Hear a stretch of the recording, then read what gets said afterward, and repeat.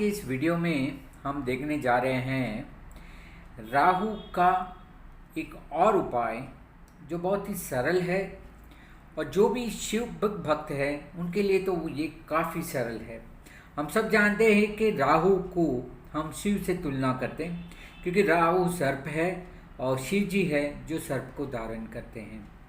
सो आइए चलते हैं, देखते हैं कि किस तरह से आप शिव जी की उपासना के माध्यम से आपके राहु को भी साथ साथ में बलवान कर सकते हैं। चलिए आज बात करते हैं 12 ज्योतिर्लिंग की। हमारे जो पूरे भारतवर्ष में 12 ऐसे क्षेत्र है जो ज्योतिर्लिंग, जो स्वयंभू शिव जी के ज्योतिर्लिंग है, वहाँ क्या शक्ति है, क्या ऊर्जा है और इन स्थानों पे जाने से आपको क्या लाभ होगा वो देखेंगे। अब यहाँ पे आप देखिए कि हमारे पास 12 भाव है और कुदरती रूप से 12 ज्योतिर्लिंग है। हर एक भाव को एक ज्योतिर्लिंग दिया गया है। उस भाव से जुड़ी हुई जो कोई भी आपकी समस्या है उसके लिए अगर आप उनकी उपासना करते हैं, आराधना करते हैं या फिर उस क्षेत्र में जाके उनके दर्शन करते हैं तो आपको निश्चय ही लाभ होगा। मैंने पिछले कई वर्षों से या कुछ समय से वापस इनके ऊपर रिसर्च करना चालू किया तो मुझे पता चला कि जी वास्तव में ऐसा कुछ कनेक्शन है। और मैं पिछले 3-4 महीनों से अलग अलग ज्योतिर्लिंग की उपासना कर रहा हूँ, ज्योतिर्लिंग के क्षेत्र में जा रहा हूँ और वाकई ही में उन भावों को ये जरूर जागृत करता है। तो इन्हीं जानकारी के लिए मैं आप सभी को कहना चाहूँगा कि आप भी इसका ज़्यादा से ज़्यादा लाभ लें। अब देखिए आपको किस तरह से देखना है। एक तो आपको सारे भाव पता है, मैं उन ज्योतिर्लिंग से उन भावों का आपको कनेक्शन बताऊंगा, जोड़ूंगा और आपको राहु के लिए भी ये एक बहुत उचित उपाय मिलेगा। जिस स्थान में राहु है उस क्षेत्र के जो ज्योतिर्लिंग है, यदि आप वहाँ प्रत्यक्ष जाके दर्शन करते, उस क्षेत्र में चले जाते तो अपने आप आपकी कुंडली में जो राहु का बल है वो कम हो जाएगा। या आपको साथ साथ में उन भाव से जुड़ी हुई जो समस्या है उसमें भी काफ़ी हद तक शांति मिल सकती है। तो आइए चलते हैं, जो उनका श्लोक है, आपने 12 ज्योतिर्लिंग का श्लोक सुना होगा, सौराष्ट्र टू सोमनाथ से लेके कृष्णेश्वर तक का। तो चलिए भाव को जोड़ते हैं। पहला भाव जो हमारा देह स्थान है, तन स्थान है, स्वास्थ्य के संबंधी जो हम चीज़ें देखते हैं, पहला भाव है। यदि उस भाव में राहु है या उस भाव से जुड़ी हुई कोई भी आपको समस्या है तो आपके लिए पहला ही ज्योतिर्लिंग काम आएगा जो है सौराष्ट्र में सोमनाथ। सोमनाथ में जाइए, सोमनाथ के दर्शन करें। हम जानते हैं सोमनाथ की क्या हिस्ट्री है, यहाँ पे वो कहना उचित नहीं है, पर सोमनाथ का मंदिर बहुत ही जागृत है, इसलिए बाहर के विधर्मी बहुत समय आके उसको ध्वंस करने की कोशिश की, पर फिर भी आज भी सौराष्ट्र का जो सोमनाथ मंदिर है वो अटल है। जिनको भी प्रथम भाव से जुड़ी हुई कोई भी समस्या है उनके लिए ये सबसे सरल उपाय है कि आप सौराष्ट्र में जो सोमनाथ है वहाँ के दर्शन करें, उस क्षेत्र में जाए या उसका फोटो रखें अपने पास या उसकी रोज उपासना करें। ये एक आपका है। दूसरा भाव हमारा धन भाव होता है, दूसरा भाव हमारा परिवार का होता है। जिनको भी धन और परिवार की कोई भी समस्या है उनको मल्लिकार्जुन जो आंध्र प्रदेश में हैदराबाद के पास लगा हुआ है, वहाँ पे जाके आप दर्शन करें मल्लिकार्जुन का। वहाँ पे आपको इसके सरल उपाय मिल जाएंगे और उस क्षेत्र में जाने से आपकी जो कोई भी समस्या होगी, चाहे दूसरे भाव में राहु है, चाहे दूसरा भाव कहीं ना कहीं दूषित हुआ है, तो आपके लिए ये एक सरल उपाय होगा। बात करते हैं साहस, पराक्रम। कोई नया कार्य करना है और साहस नहीं कर पाते, साहस कर लिया है पर एक कदम उठा नहीं सकते, कुछ आगे नहीं बढ़ रहा है कार्यक्रम, तो इसके लिए आपको तीसरे भाव में आपको दिया गया है महाकाल। महाकाल जो उज्जैन स्थित है। जब कभी कोई कार्य आपको करना है और आपका कार्य रुका हुआ है, आप उस कार्य को कर नहीं पा रहे, तो उज्जैन जाइए, महाकाल के दर्शन करिए और वहाँ पे आपको भैरव जी भी मिल जाएंगे। तो महाकाल का दर्शन करें और देखिए आपके नए नए किस तरह से कार्य बनते जा रहे और आपको कोई कार्य में दिक्कत नहीं आ रही। भाई बहन में भी अगर कोई मनमुटाव है, कोई साहस पराक्रम यात्रा मुसाफरी हम सब जानते हैं, या तीसरे भाव में राहु है, तीसरा भाव जागृत करने के लिए आपके लिए एक उपाय है। अब बात करते हैं चौथे भाव की, जो हमें सुख देता है। जमीन सुख नहीं है, वाहन सुख नहीं है, विद्या अभ्यास में कुछ रुकावटें आ रही तो वो चतुर्थ भाव से जुड़ा हुआ है। इसके लिए आप जा सकते हैं ओमकारेश्वर, जो इंदौर में, उज्जैन से ही लगा हुआ इंदौर है। सो इंदौर में ओमकारेश्वर जी की आप उपासना करें। चौथे भाव में राहु है तो भी, या चौथे भाव को जागृत करना है तो आपके लिए है ओमकारेश्वर। अब बात करते हैं संतति की, उच्च अभ्यास की, लेन देन की, आकस्मिक धन लाभ की, ये सारी चीज़ों के लिए, खास करके तो संतान के लिए अगर ऐसी कोई दिक्कत है या ऐसी कोई समस्या है तो पंचम ज्योतिर्लिंग श्लोक के हिसाब से दिया है वैद्यनाथ, जो महाराष्ट्र में परली के पास वैद्यनाथ है, वहाँ पे जाके आप इसकी उपासना कर सकते हैं। तो वैद्यनाथ जो है, वैद्यनाथ भी कोई कहते हैं, कोई कहते हैं ये उड़ीसा में आया हुआ है, कोई कहते हैं ये महाराष्ट्र में, पर महाराष्ट्र में बहुत सारी जगह पे इसकी साबिती है।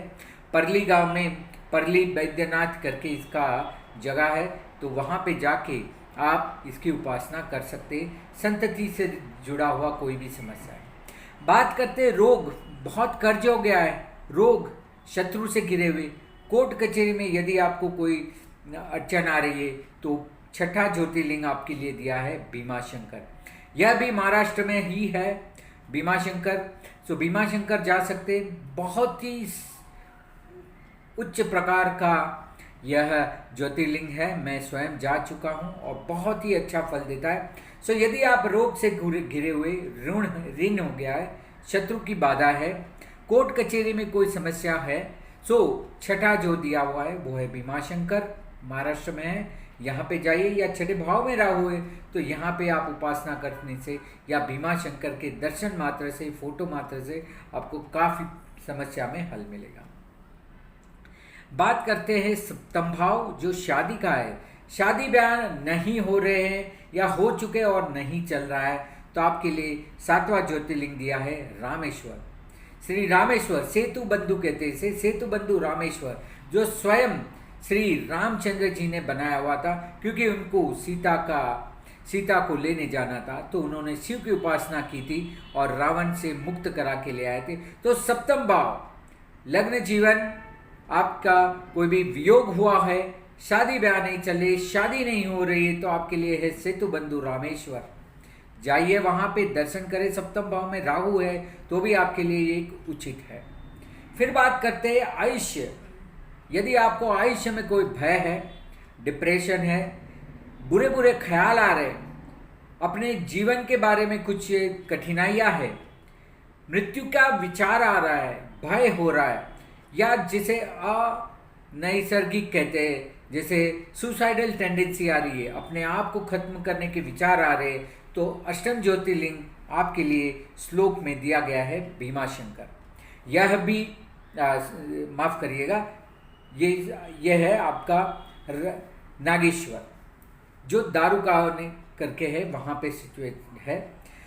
सो ये नागेश्वर जो है, नागेश्वर की उपासना आप कर सकते हैं। इसका भी लिए दो जगह कही गई, कोई कहता है कि ये नागेश्वर है वो दारुकाव वहाँ पे है, कोई कहता है द्वारका में है। सो दारुकाव ने ये यहाँ पे आपका अष्टम भाव का ज्योतिर्लिंग आता है। अगर मृत्यु के लिए कोई बुरे विचार वगैरह आ रहे तो आपके लिए ये एक उचित जगह है, आप जाइए और वहाँ पे उपासना करें। अष्टम भाव में भी राहु है तो आपके लिए एक सरल है, नागेश्वर, औंडा नागनाथ या नागेश्वर भी इसे कहते, वहाँ पे आप जा सकते हैं। सो बहुत सारे लोग द्वारका में मानते हैं और बहुत सारे लोग कहते हैं कि ये दारुकावन, मतलब कि ये कहीं उड़ीसा में आया हुआ है। सो उसकी आप जानकारी ले लीजिए। इसके बाद है आपका भाग्य। यदि आपका भाग्य स्थान है, भाग्य से अनुसार नहीं मिल रहा है, धार्मिक आयोजन में आपको कोई अड़चन आ रही है, विदेश गमन, अगर विदेश गमन जाना है और उसमें कोई रुकावटें आ रही है तो नवा ज्योतिर्लिंग आपके लिए दिया गया है काशी विश्वनाथ का, विश्वेश्वर, जो काशी विश्वनाथ में बनारस स्थित ये ज्योतिर्लिंग है। इसकी आप जाइए, पूजा करें, उपासना करें, दर्शन करें। आपका भाग्य जो रुका हुआ है उस भाग्य को बल मिलेगा। सो भाग्य को बलवान करने के लिए बहुत सारे लोग पिता या पिता का सुख पाने के लिए भी यहाँ पे जाते। हम सब जानते हैं कि वहाँ पे अलग अलग घाट है। उन घाटों में जैसे हरिश्चंद्र घाट है जहाँ पे कहते हैं कि अगर हमारी अंतिम यात्रा वहाँ पे हो तो हमें तुरंत मुक्ति मिलती है। ऐसा ही घाट पे जो काशी विश्वनाथ का मंदिर है वहाँ पे जाने पे आपका भाग्य और कुछ नहीं तो आपका अगला जन्म है वो सुधर जाएगा। और ये है आपका नवा भाव, और नवे भाव में राहु स्थित है तो आप यहाँ पे जा सकते हैं।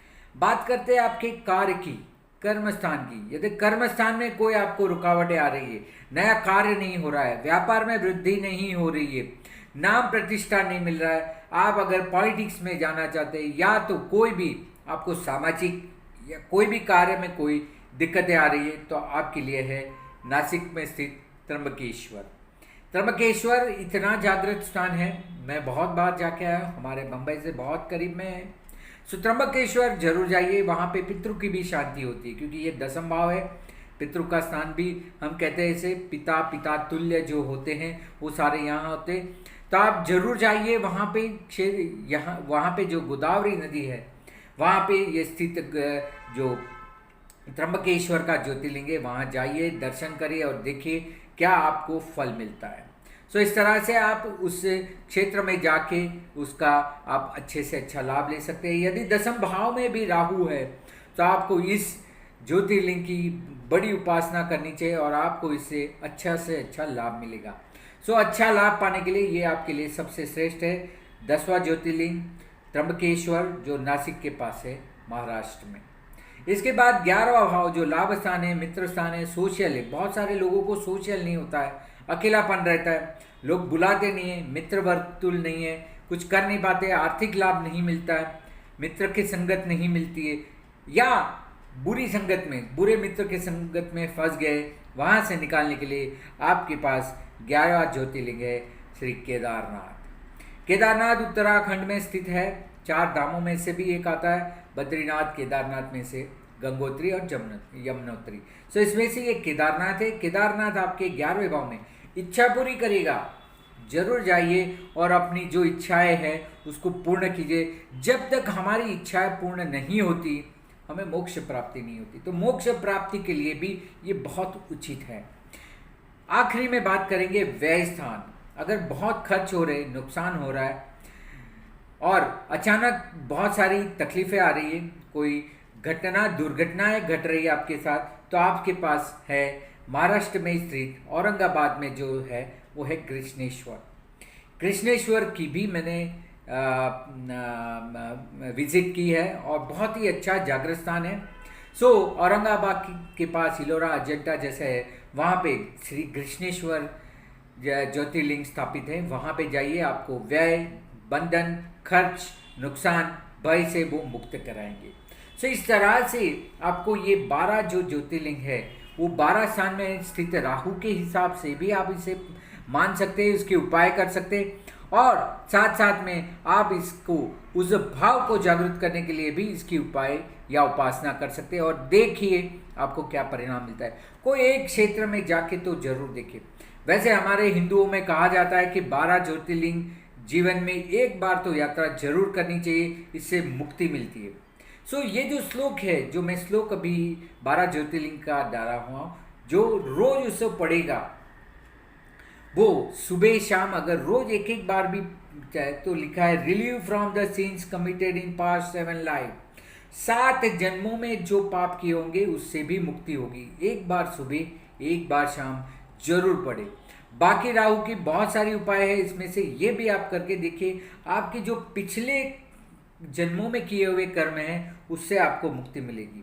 फिर लिखा है जो इसे जाके विजिट करेगा, those who visit get all his wish fulfilment. उन भाव से जुड़ी हुई जो जो चीज़ें होगी उसकी इच्छा आपकी पूरी हो जाएगी। तो इससे अच्छा सरल क्या है।